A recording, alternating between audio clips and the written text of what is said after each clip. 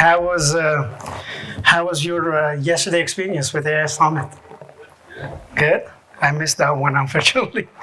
Okay, my name is Hamid Nazari. I work for Comcast NBC. I am from Silicon Valley. So basically, what we do there, we in the labs, we invent whatever relevant to the business, and try to implement, create a proof of concept, and then pass that proof of concept to different teams and organizations and across the company. It includes NBC, team, parks, and Comcast cables. One of the inventions that we've came up with, if you're familiar with Comcast product Xfinity, is a voice remote, and we have a lot like that. So that was the most prominent one, which everybody actually is dealing with every day. So a little bit about my background. You can check my background and my education on Orthodox education background in my LinkedIn. I've been in Boston University. I love this city. Harvard, UCLA. I have a background in both engineering and business. In UCLA, actually, I went to the business school. So I previously worked in a cruise company, which is called Viking Cruise Company, for 7 years. I was head of their data science. We've made a number of machine learning products with helped that business thriving from a 400 million business to, I think at the time I was leaving at 2015, to $20 billion business. And they moved from river cruise kind of line of business to ocean line. And that was a great application of ML, which we engaged mainly with marketing and operation team and helped them to grow. And of course, their insights were very helpful as well. And I sold two businesses. One at around 2003, which was this kind of modeling and simulation of oil field, 3D immersive models. I was part of a team. I owned like 20% of the company, and I sold it at 2003.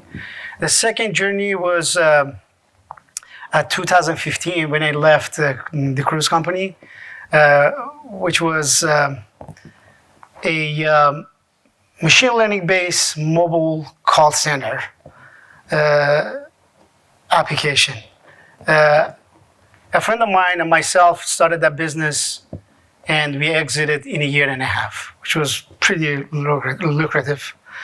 Right after that, I was recruited by Comcast in the beginning of 2017 to work for their labs team. So now I am working as a principal scientist, AI, computer vision, in labs.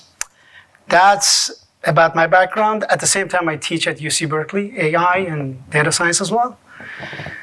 So today, I am going to share a premiere to the computer vision. It may look simple, but I did a lot of work to get to this point. I am sharing this story with you. So basically, I was asked, when I joined Comcast, I was asked to design a computer vision algorithm for one of their theme parks, which is Universal Studio. It was a crowd analytics based computer vision application. And I did go through a lot of hardship to just implement it. And I want to just step by step explain how I set it up on the server and then how edge chips actually help to improve the processes. Okay, let's get it started. What is computer vision? So for some of you who know what computer vision is, this is a primitive. stuff, but I'm going to get to the point that I want to share the experience. It's going to be more pragmatic. So we are trying to understand, extract a feature out of the digital content of either image or video. So it can be object within the video or a series of actions, which is the gesture detections in the video as a result of time series. So it can be either then static, which is object detection, or facial recognition, or gesture detection as you're going through different frames of the videos. Or building a 3D models. As I said, I basically started my career by making a 3D immersive model for oil fields.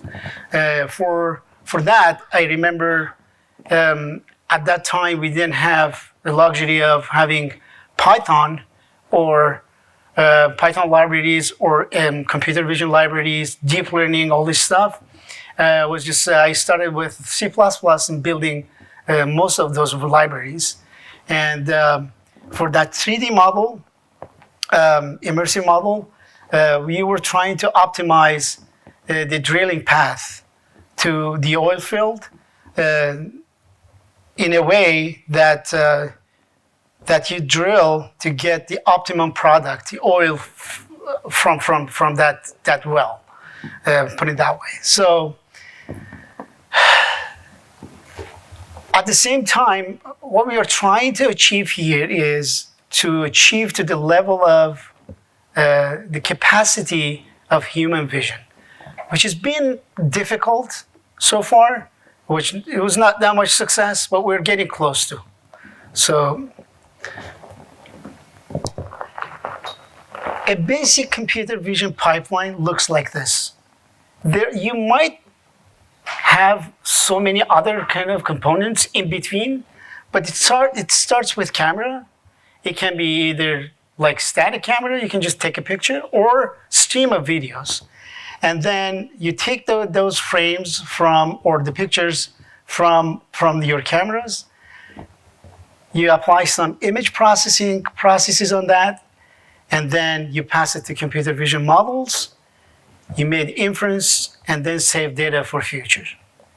You can save data in a text file, in a database, or wherever you think you can just use it for later.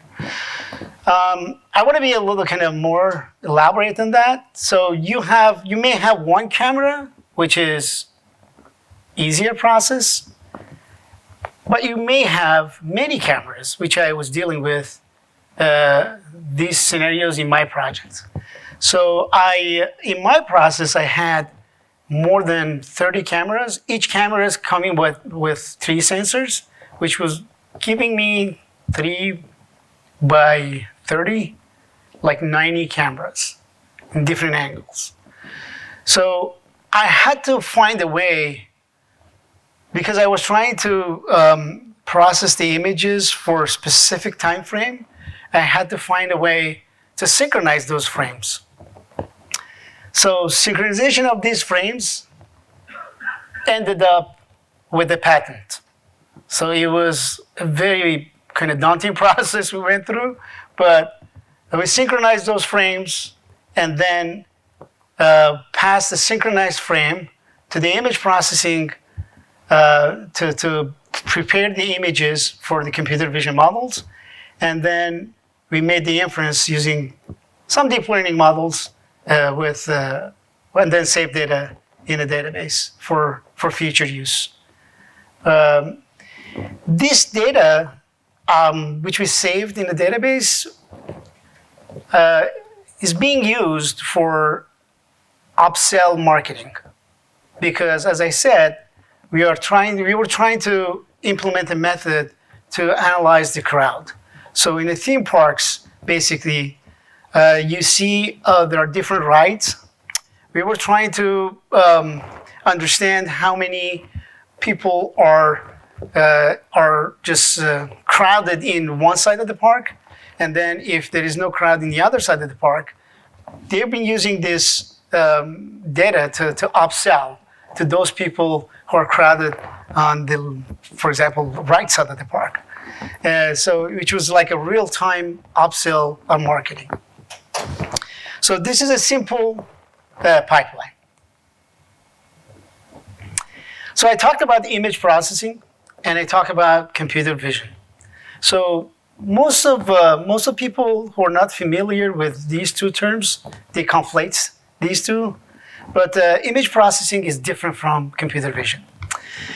Basically, image processing, if you have an image, I want to just clarify that with an example. If you have an image which is as a result of too much light, it is too bright. You have to prepare that image and make it like with the proper light before pass it to computer vision model. With the images that you trained your model, and your model just accept those type of quality images. If you don't have the quality image, then the inference will be wrong, basically.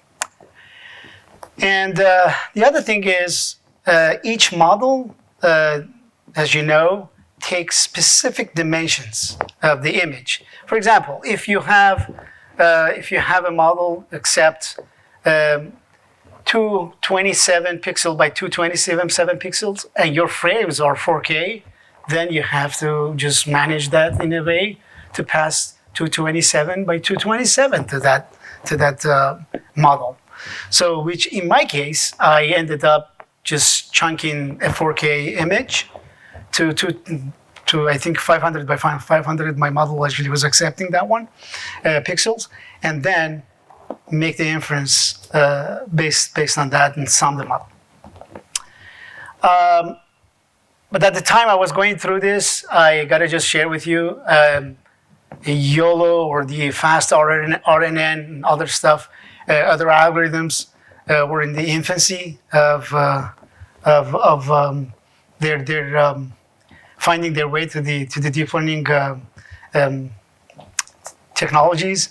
So that's why chunking up the images was the best way for me to manage that. And the other one is normalizing your images. So as you know, each of the pixels they come with a color, which is a mix of three color: R, red, green, G, and B, which is blue, and then they convert to a number. So these numbers are not going to be usable in a deep learning model. You got to just normalize them. These are all part of image processing.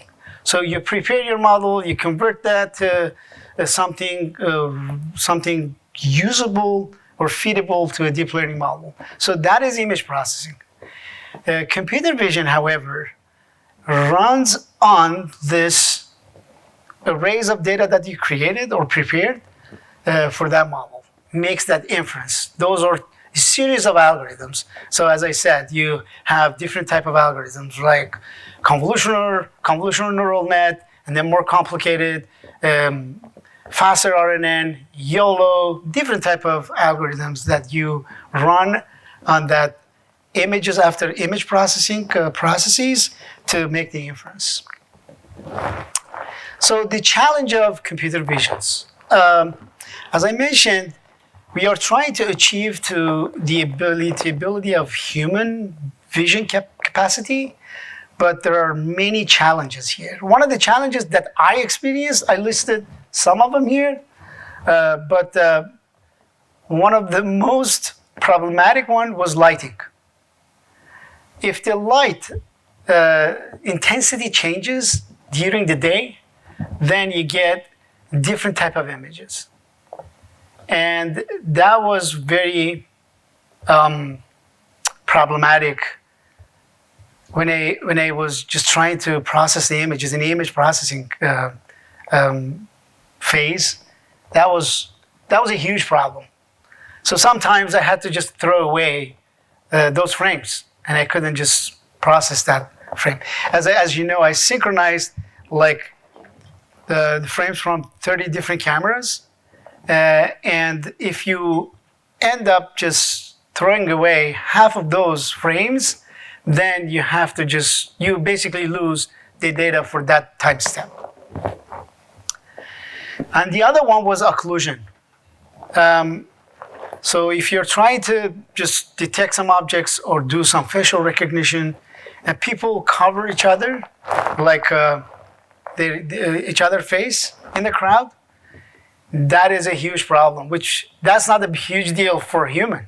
So now I can see you here pretty clearly, even though you cover each other. I can just quickly just move my neck and eyes and just quickly just see your face. But for cameras and for computer vision, that's a huge challenge. And the rest of them. So these were just two top problems that I faced with. So the modern application of computer vision, as I mentioned at the beginning of the intro, is object detection, face detection, object verifications, and classifications, and gesture detection, which is a time series type of computer vision. It doesn't deal with just one frame. It deals with a series of frames. Let's say you take 10 different frames, and then you process all these 10 frames, and then you classify that as a gesture, which says like falling or just speaking. So you classify those 10 frames. So the promise of deep learning. So deep learning nowadays, as I mentioned, in the beginning of my career, I was just trying to build a type of libraries, which was mainly, if you want to just ascribe that to today technology, mainly OpenCV type of libraries for the 3D model that I was trying to build. But now that is gone. So you don't use those type of models. Now even OpenCV is adding more deep learning type of models as a pre-built model, so you can just use it out of the box. The promise of deep learning is basically you can automatically extract the features from your image. What does that mean? Is if an image has, let's say, 3 different objects, and then the rest of the areas are empty. So using the deep learning model, you can extract just that part, the 3 different objects, and throw away the rest of them, because those objects are the objects that we are interested in to process it. And it comes handy because why we're using deep learning, why we're using this technology is because of the processing power. Imagine if you want to process a 4K image, and then you want to process every single pixel, and the pixels that you're not interested in takes more processing power. So you don't want to just use them. So automatically extracting the features of an image can be done with deep learning models or neural net. And that is an end-to-end model. So basically you don't care what's going on between the layers of the deep learning. So you pass an image in, you get the output features. So, and then whatever in between is in the black box. It shows a superior performance. The accuracy that you get, it's just promising. So that's why not? You use the deep learning. And it is, you build a model and then you reuse it multiple times. For example, you build a model for face detection. You build a model for facial recognition. You build once and you apply it on as many as faces as you want, and in different scenarios. So that is a promise of deep learning. So in the diagram that I shared with you, you have cameras. So basically the cameras I used for the experiments, it was Logitech 1080, and then the newer version of Logitech, which is 4K. These are already primitive, low-cost cameras that you can use for computer vision processes. It's like in the range of $60 to $170. And then some industrial cameras that I ended up using was Access 4K, and then I replaced that with Access 8K. So there is one that I want to share a video, kind of a little video with you. This camera is pretty interesting, Ultra 4K video. So this is the camera that I ended up just changing my Access camera to this camera. So you see the quality of image here, night vision. So the lighting problem that I had. So this camera gives you the best images in a different lighting kind of conditions. And it's good for time series too, because you can zoom in. There is a funny part, but I added there in purpose because I want to show, see here, how you can just zoom it in. Here they're playing pool. But that is, see here, he zoomed it in. There's different lighting conditions in the night. So this is a great camera for computer vision. If you're trying to process images, so here, hold on, please. Yes, that's about camera. About image processing, I mainly used OpenCV as a library, and for the modeling, I use deep learning models. So that is the one I used was a kind of model we came up with, unlike whatever model exists in the market. So and then later we replaced that with the faster LSTM, because we were trying to analyze some gesture detection in the crowd as well. So, okay, why we need GPU? A 4K image, imagine, gives you 4,000 by 2,000 pixels. And then it comes with 3 different colors, which in 3 different layers. If you times it by 3, you can imagine how many pixels you get. And each of those pixels, after image processing, if you get like half of it to pass as an array, of a 3D array to process, that takes a lot of CPU power. And CPU sometimes not able to handle that. So that's why we are using GPU to process these type of images. The GPU is a graphic card which is repurposed to process image arrays for our deep learning calculations and mathematical kind of a tensor, which is called tensor calculations. As your algorithms get like deeper and deeper for deep learning models, for example, from what I showed you was just like 2 layers in between. But in the real life scenarios, if you want to have a really accurate model, it's in a range of like 10, 15 to what I believe Microsoft actually developed was 152 layers of neurons. As it gets bigger and bigger, so your algorithm requires more GPU power. So that is, your arrays are getting bigger and bigger. That's why you need more power of GPU. To generate that weight matrix to use later for inference. So again, this is the on-server architecture that I came up with. Cameras, frames, frame synchronizations, image processing, computer vision were sitting on a server, which was a CentOS-based server. It took me a while actually to set up that CentOS server. It took me a while to because the data center was accepting only CentOS, but nowadays all of computer vision packages are based on Ubuntu.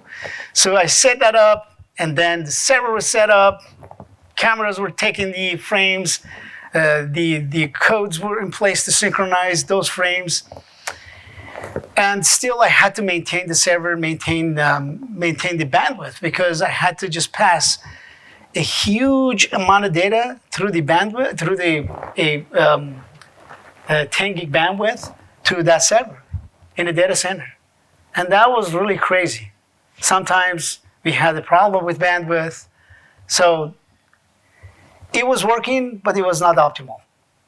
Day to day, I had to go there and maintain and make sure everything is working fine. And so that was a huge kind of problem. Needs a lot of resources to maintain it.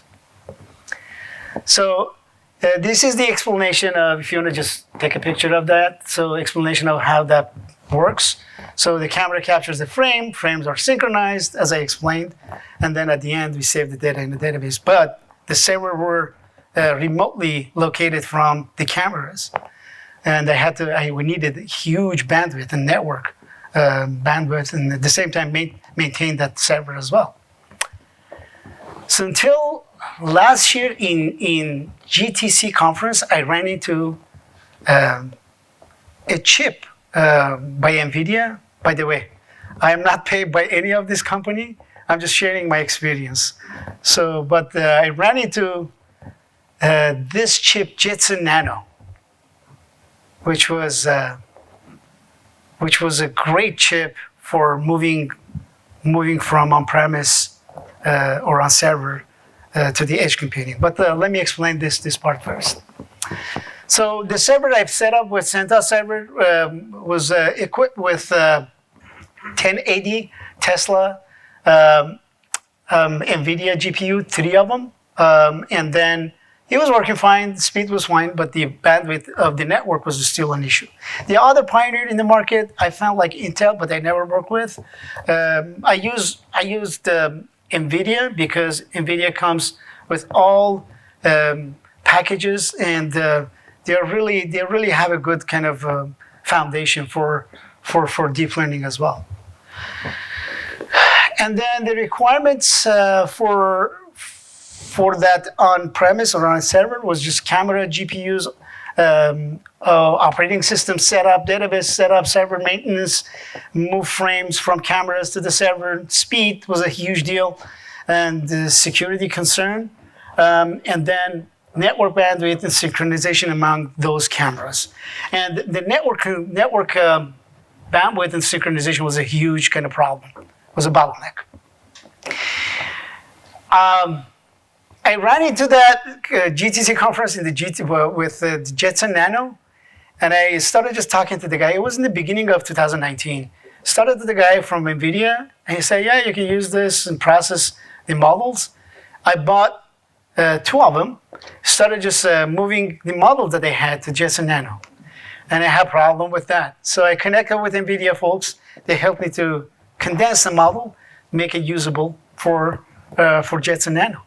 So I started just buying 90 different Jetson Nanos, replace that server with Jetson Nanos, and put everything on the edge, close to the camera, and make the inference at the same time that frame gets processed.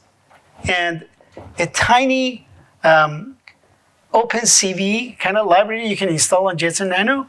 It does the image processing for you as well, and then pass the result, which was a number, like or the classification of that specific frame at that time step to the database. So you see how we saved bandwidth, how we saved networking issues, and how we saved maintenance of the server. I got rid of that server that I set up with CentOS and replaced that with Jetson Nano. So the trick was TensorRT, which could convert my models, which was a huge model, to be usable for Jetson Nano. So again, how it works, this is the process I just walk you through. And it was really promising. I like that. And this is a type of edge compute kind of chips that you can just consider. Again, I used exactly the same Jetson Nano for my processes, but Google came up with another edge chip, which is called TPU. It's mainly used for, T stands for tensor processing. It's mainly good for whatever is multi-dimensional array processing. If you want to just add, apply mathematical operations, or apply some image processing type of processes like Jetson Nano, you can just use TPU. It's interesting that I attended both of these summits, and Jetson Nano is more powerful. To me, because I use both of them. So, sorry, the Intel, these Movidius, these are not GPUs, these are just stick that can run your model a little faster. But if you have access to the GPU, Jetson Nano GPU, which is $90, so you don't use those kind of sticks anymore. Okay. So the requirement for the edge compute was a commodity machine, not, as opposed to a server. On edge computation chipsets, each $90, and depends on how many cameras you have. Cameras, the same cameras. I recommend to use high quality cameras, and then minimal bandwidth. The minimal bandwidth you require for this, and you should spend a little time to optimize the algorithm that you develop. Means condense it to be usable, to be movable to Jetson Nano. And then your synchronization algorithm, which we came up with and we got patent for, is totally deprecated now. So we don't use it anymore because we pass data with the time step to the database, and then the marketing upsell or whatever they want to just do with the data, it happens like by querying the database around the neighborhood at that time step. Just easy. And it actually complies with the regulations as well. Sometimes you can't just save people data, the crowd data in a server. You don't save it. You just process it in an edge and throw it away. And it reduced the development of the time of development. I spent like 3-4 months to just complete that synchronization kind of part. So I don't do that anymore. So by doing the edge compute. So now everybody is thinking, oh, that's a great time to just move everything to the edge computing. That's not true. Edge computing is not replacing on-premise computing. So you still need to train your model on the servers, and then condense it and squeeze it, and then push it to the edge. So that means you still need a server. Sometimes edge computes kind of chipsets, like what I experienced, I wanted just to run a model using a browser. By opening a browser, I couldn't just open it there because browser takes like 1 gig of the memory, and Jetson Nano could not handle it. So in that case, edge doesn't work. So as a rule of thumb, when you have low bandwidth and higher security, edge computing is good. If you have high bandwidth and low security, you would be better off to use server, on-premise servers. So that was my experience that I went through. Now I am ready to take the questions. Yes? Could you please explain the case when you build the system, what the system is for? The reason I did not explain, because I'm at the liberty of do that, but we use that in our theme parks for crowd analytics, for upsell of the marketing. So I can't just go more in detail. Sorry. Any other questions? Let's show again. Oh, software packages. The software packages I used, it was Ubuntu as in the development side, Ubuntu in the servers, in the production side, CentOS, Python, TensorFlow, Keras, and OpenCV mainly. Let's show the size of my Which slide? Can you quickly? you had it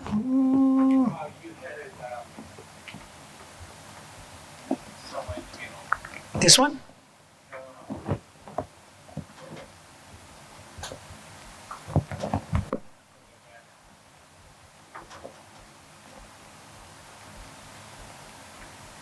Yes. Which one? This one? Can we move? Forward two slides. Yes. Oh, here? So the algorithms or the software package? You mean algorithms or software package? So the algorithm I mentioned that I used was convolutional neural net, CNN, that we developed in-house. Then later we replaced that with faster LSTM. But the packages here we used, deep learning packages, which was Python, TensorFlow, and Keras, and for the image processing was OpenCV. Yes, sir. So in the end, you compress the faster LSTM model inside the nano. Yeah. So what are the techniques that NVIDIA explained how to compress? Could you explain that a little bit? Yeah, NVIDIA is the reason I like NVIDIA. They have a platform, so you either can go there, just upload your model, and then pick the chipsets that you want to load it there, and then it converts it for you. You can download it, okay? Or you can do that with TensorRT to compress the model. You basically freeze your model, and then apply TensorRT, and then it just changes your model for that specific chipset. Yeah. Well, that is basically a question for NVIDIA, but based on my question, I had the same question for them, how they squeeze it. Each model comes with a lot of metadata. It's huge. They basically prune that metadata and use just the weight matrix of that. And you don't have to retrain your model after. No, you don't need to retrain it. It just converts it. Yep. No other questions?